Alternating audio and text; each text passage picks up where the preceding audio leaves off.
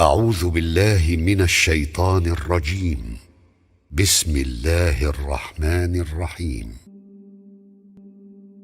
فأما الإنسان إذا ما ابتلاه ربه فأكرمه ونعمه فيقول ربي أكرمن.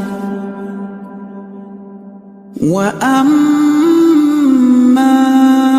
إذا ما ابتلاه فقدر عليه رزقه فيقول ربي أهانن.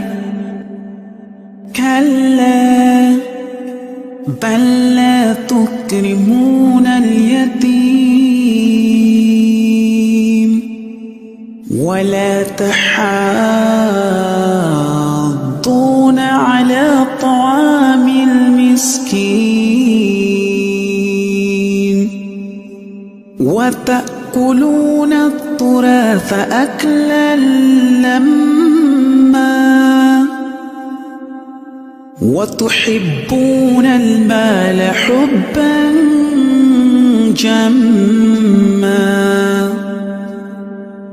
كلا إذا دكت الأرض دكا دكا وجاء ربك والملك صفا صفا وجيء يومئذ بجهنم يومئذ يتذكر الإنسان وأنى له الذكرى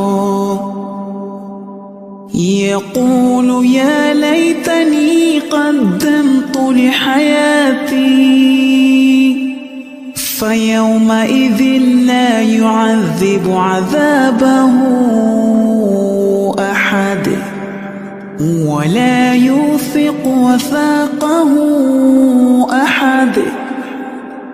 يا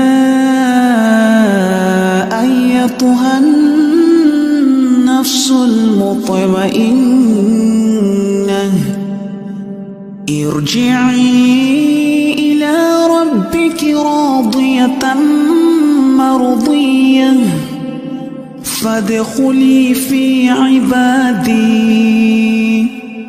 وادخلي جنتي.